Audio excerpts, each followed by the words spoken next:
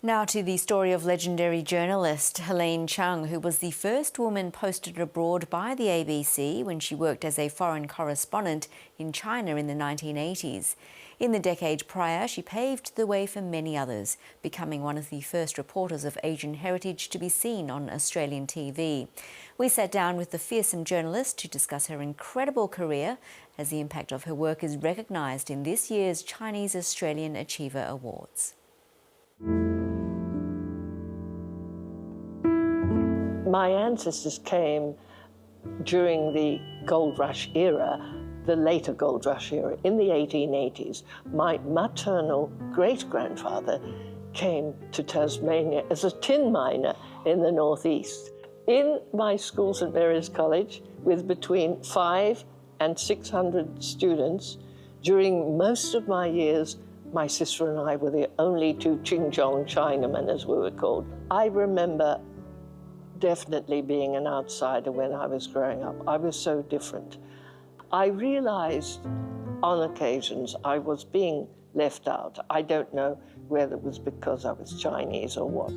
Under the Labour and Industries Act, there have to be separate toilets for men and women. A determined TDT reporter couldn't be defeated by a mere machine. Really going to be Christmas there without brandied butter. Oh, yes, I think so. That was in 1974, October 74. I'd been working in Sydney in radio, and I came down in to Hobart, and began on television. I didn't then, at that stage, think it was anything special. Only in retrospect I realised there was no other Chinese person, no other non-white face in the whole of Australian television. This is Helene Chung reporting for This Day Tonight. In 77, when I was working in Melbourne for This Day Tonight, on This Day Tonight, and there was going to be a program change, a new boss, he humiliated me, looked at me and said that I should get off television and go back to radio because of my Asian appearance. He said, and you must stop wearing makeup because it accentuates your narrow eyes. I was stunned, humiliated, but I spoke to no one. I walked out of that meeting, I felt so ashamed. I told my partner, and he said, you can't let him get away with it. You've got to tell the union. A week or so later, I went down to the milk bar of our building to buy the milk and morning papers, and there, staring up at me at the counter, was a picture of my own face that said, TDT, Race Row, ABC. It was dead accurate, a rare report I've ever read about myself in which every word is accurate. It was just another rejection. It was going back to my childhood.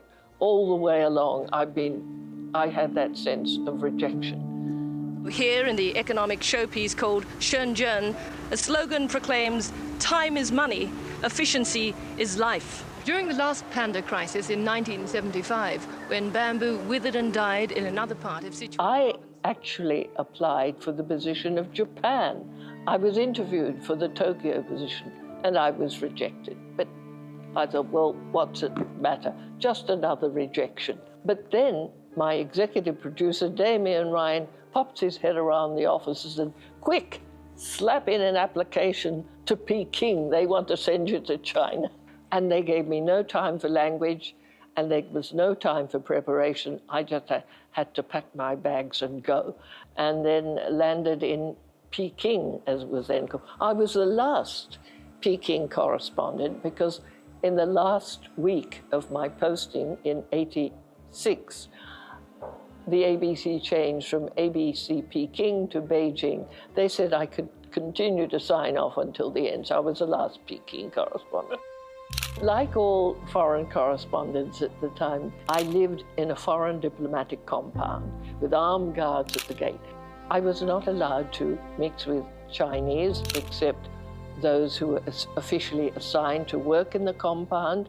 And the few Chinese I did meet, I had to be very careful because I didn't want to get them into trouble. I did not then look like a Chinese, because Chinese women in those days were mostly in mao suits. The most colourful garment they dared wear was a colourful blouse. There was straight black hair, no high heels, no nail varnish, no makeup. So they looked at me and they wondered, what is she? Is she a film star? An actress? Or maybe she's a mistress of a high official. At an extraordinary Communist Party conference beginning tomorrow, top leaders, led by 81-year-old Deng Xiaoping, have an average age of 76.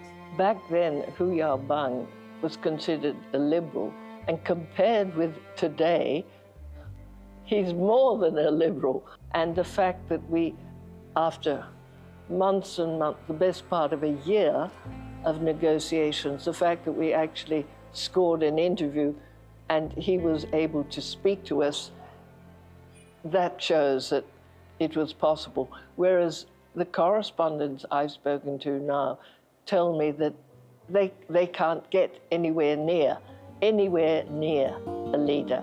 Sonic Chinese Australian Achiever Award for 2025. For Media and Communications, we are proud to announce Helene Chung, who will be the recipient for this award.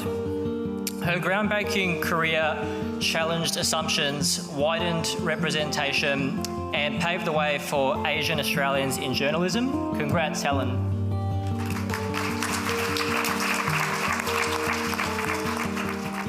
I'm astonished.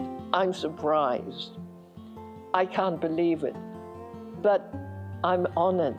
I'm privileged to be part of the new Australia, so different, transformed into a new world from the Australia into which I was born in 1945, grew up in the 1950s. Today, Australia is a transformed Australia with colours, diversity of every possible description. I no longer feel ashamed to be a person in Australia. And that's all for this week. I'll see you next time. Bye for now.